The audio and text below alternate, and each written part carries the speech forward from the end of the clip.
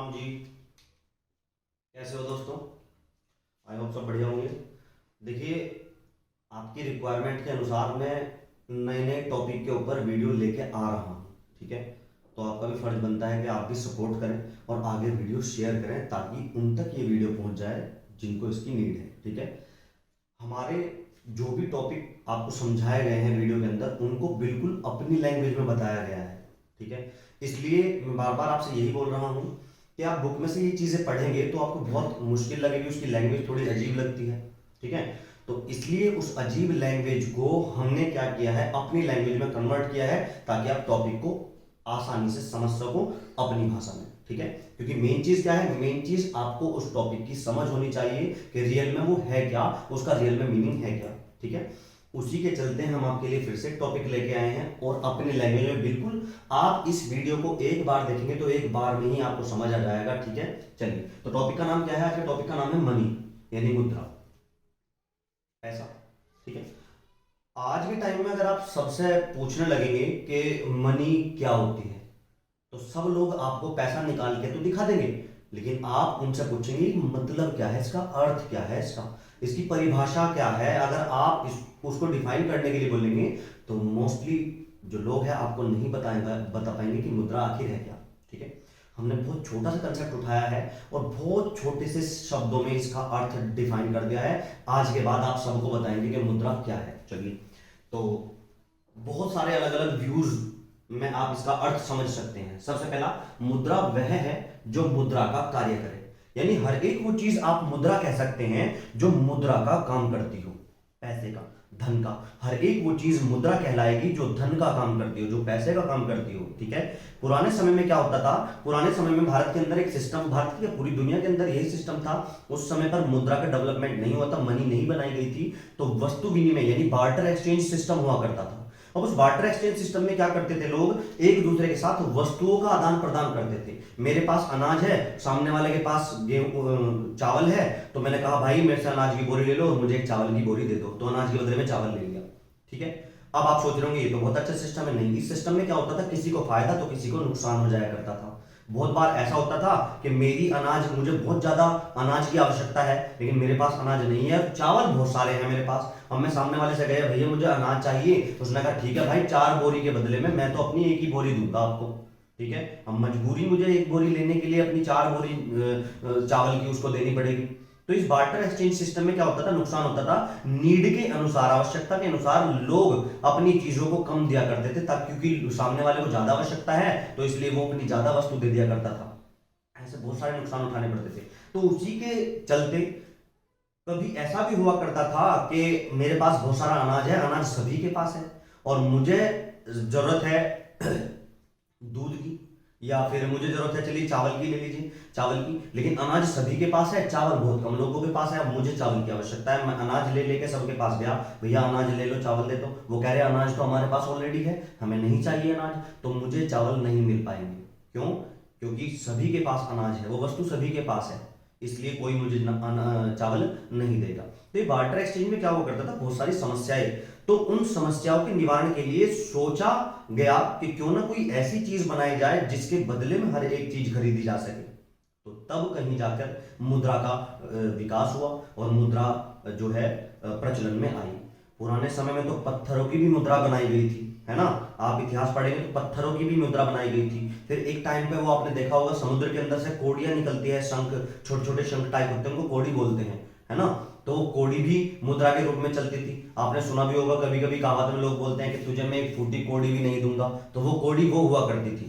ठीक है, जो फूट जाया करती थी, फूटी सस्ती हो जाया करती थी, और जो साबुत हुआ करती थी वो साबुत महंगी हुआ करती थी। तो कोड़ी भी, जो कोड़ियां हुआ करती थी, वो कोड़ियां भी धन के रूप में प्रयोग की गई है, मुद्रा के रूप में प्रयोग की गई है। ठीक है, लेकिन धीरे धीरे धीरे धीरे विकास हुआ, डेवलपमेंट हुआ, तो कुछ धातु मेटल्स वगैरह खोज होने लगी, मेटल्स की खोज कर ली इंसान ने, और उन्हीं मेटल्स के फिर सिक्के बनाए जाने लगे। जैसे पहले लोहे के, तांबे के, पीतल के, चांदी के, सोने के, ये सिक्के धीरे धीरे जैसे जैसे धातु मिलती गई वैसे वैसे उन धातुओं के सिक्के बनाए जाने लगे। बस उन्हीं सिक्कों को फिर प्रचलन में लेके मुद्रा कहा जाने लगा। तो मैंने पूरा आपको इतिहास बता दिया, पूरा मुद्रा का। ठीक है, तो अब पढ़ते हैं, धीरे धीरे समझ आएगा। मुद्रा वह है जो मुद्रा का काम करे। तो मुद्रा हर एक वो वस्तु है जो मुद्रा का काम करती है, ठीक है। कोई भी वस्तु आप जो जिसके बदले में आप कुछ भी खरीद सकते हैं वो मुद्रा है। समझ आई बात? आगे अब ये भी मतलब सारे मीनिंग ही है इसके। मुद्रा वह है जिसके बदले किसी भी वस्तु का विनिमय किया जा सकता है। विनिमय का मतलब होता है, विनिमय का मतलब होता है एक्सचेंज। मनी वो है जिसके बदले में आप किसी भी चीज को एक्सचेंज कर सकते हो, बदले में ले सकते हो। मनी वो हर एक चीज है जिसके बदले में आप किसी और चीज को एक्सचेंज कर सकते हो, ठीक है। तो उसे भी मनी कहा जाएगा। आप पैसा लेके निकल जाइए बाजार में, जो चाहे आप वो खरीद सकते हैं, जो चाहे आप वो खरीद सकते हैं। तो विनिमय किया जा सकता है, मतलब किसी भी चीज को इसके बदले में एक्सचेंज किया जा सकता है। सही बात है। आगे मुद्रा वह है जो क्रय शक्ति प्रदान करती है। क्रय शक्ति को इंग्लिश में बोलते हैं परचेजिंग पावर। परचेसिंग पावर, ठीक है। आपने सुना भी होगा कि जिसके पास जितना पैसा उसके पास उतनी परचेजिंग पावर। परचेसिंग पावर माने क्रय शक्ति। तो मुद्रा क्या करती है? लोगों को क्रय शक्ति प्रदान करती है, परचेसिंग पावर प्रदान करती है। तो मुद्रा वो हर एक चीज है जो किसी व्यक्ति के हाथ में क्रय शक्ति प्रदान कर दे, परचेसिंग पावर दे दे। समझ आई बात? चलिए आगे, वस्तु विनिमय की कठिनाइयों को दूर करने के उद्देश्य से बनाया गया साधन ही मुद्रा है। देखिए कितना अच्छा मीनिंग लिखा हुआ है कि वस्तु विनिमय, बार्टर एक्सचेंज जो हुआ करता था, उस बार्टर एक्सचेंज में जो जो भी कठिनाई आया करती थी, अभी मैंने आपको बताया बहुत सारी कठिनाइयां आती थी बार्टर एक्सचेंज के अंदर, है ना। बहुत सी बार चीज मिलती ही नहीं थी, बहुत बार ऐसा हो जाता था हमें अपनी ज्यादा चीज देनी पड़ जाती थी, दूसरे से कम ही मिलती थी, है ना। तो उन सारी कठिनाइयों को दूर करने के लिए किसी साधन की आवश्यकता पड़ी, है ना।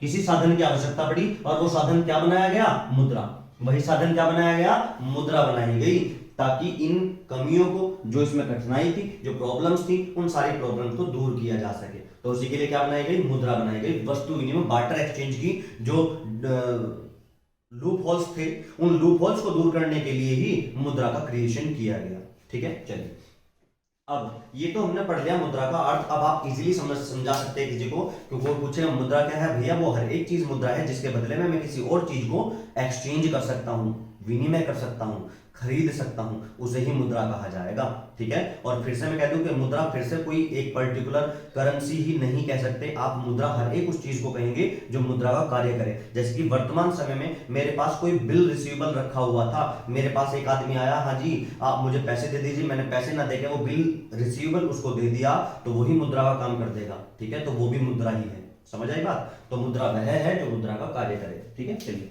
आगे, संस्कृत भाषा के, अब समझते हैं कि ये शब्द आया कहां से। अब शब्द की उत्पत्ति समझते हैं कि इसे मणि ही क्यों कहा गया, मुद्रा ही क्यों कहा गया हिंदी में। दरअसल संस्कृत भाषा के मणि शब्द से लिया गया। जो मुद्रा है ना, मुद्रा वर्ड, वो संस्कृत भाषा के मणि शब्द से लिया गया है। और मणि का क्या अर्थ होता है? मूल्यवान रत्न। तो हिंदी का जो अर्थ आया मुद्रा, वो तो संस्कृत भाषा से आया है। संस्कृत में मणि, और मणि को बोलते हैं मूल्यवान रत्न। कोई वैल्यूएबल, कोई जो रत्न वगैरह होते हैं ना, उनको बोलते हैं मणि, है ना।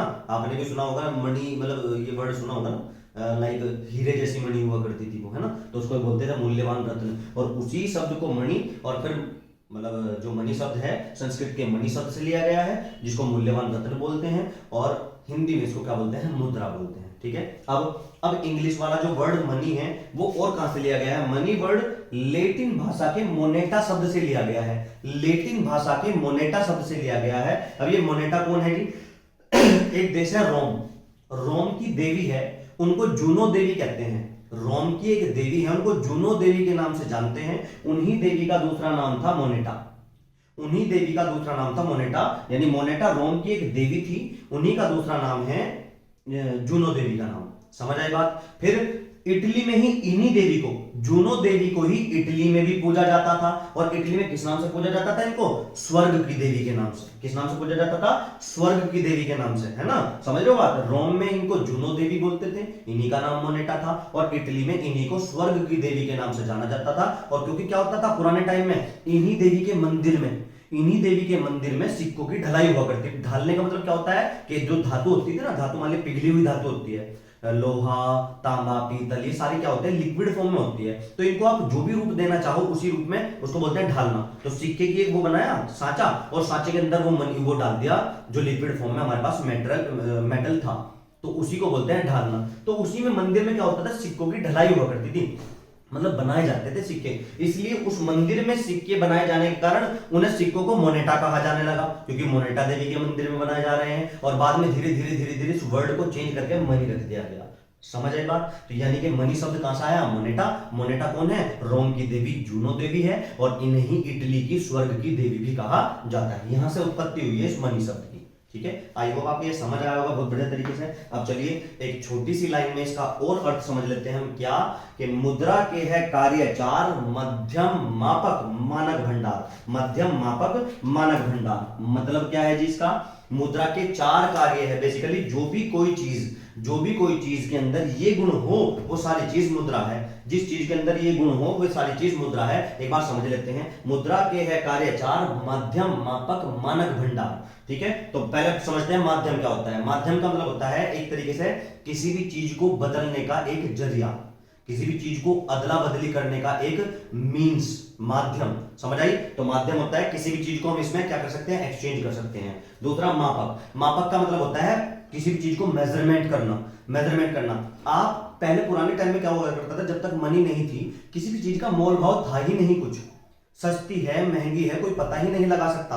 आप आज भी अगर किसी चीज की सस्ती और महंगी का अंदाजा लगाएंगे तो किस बेस पे लगाएंगे, कि आपने फल वाले से फल पूछे क्या भाव है भाई, उसने कहा 150 रुपए किलो। किसी दूसरे से पूछा 200 रुपए किलो, तुरंत आपने अंदाजा लगा लिया 150 रुपए किलो वाले सस्ते हैं, जबकि फल बिल्कुल एक जैसे ही हैं, तो 150 वाले सस्ते हैं। तो मनी के आधार पर आपने क्या करा, मनी के आधार पर माप के देख लिया, है ना, मेजरमेंट कर लिया कि कौन सा सस्ता है कौन सा महंगा है।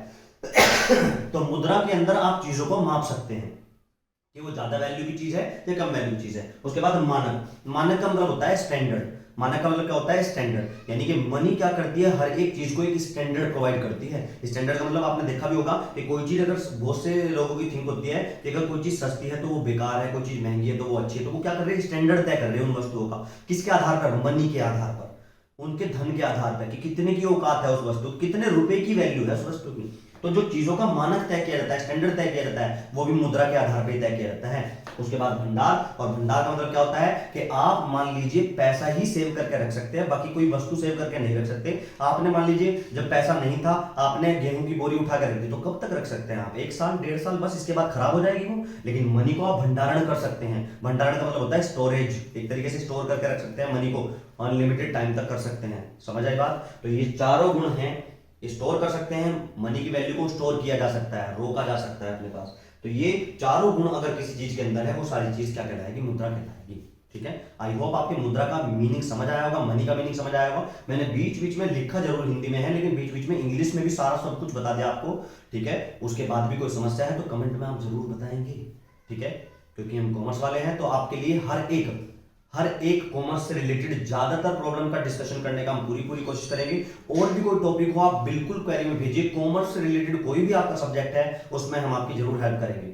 वीडियो सभी के काम की है, कोई यूपी टेट, सी टेट, दुनिया टेट, है ना, यूजीसी नेट, कोई किसी भी चीज की तैयारी कर रहा है, वो सब तैयारी करने वाले लोग इसके यूज से अपने स्टडी को बहुत अच्छा बना सकते हैं। क्योंकि मैं आपको बार बार बोल रहा हूं कि मीनिंग क्लियर किया जा रहा है। ठीक है, तो आप जरूर उन तक भेजिए जिसको भी इसकी रिक्वायरमेंट है। ठीक है, मिलते हैं अगली वीडियो में। राम राम।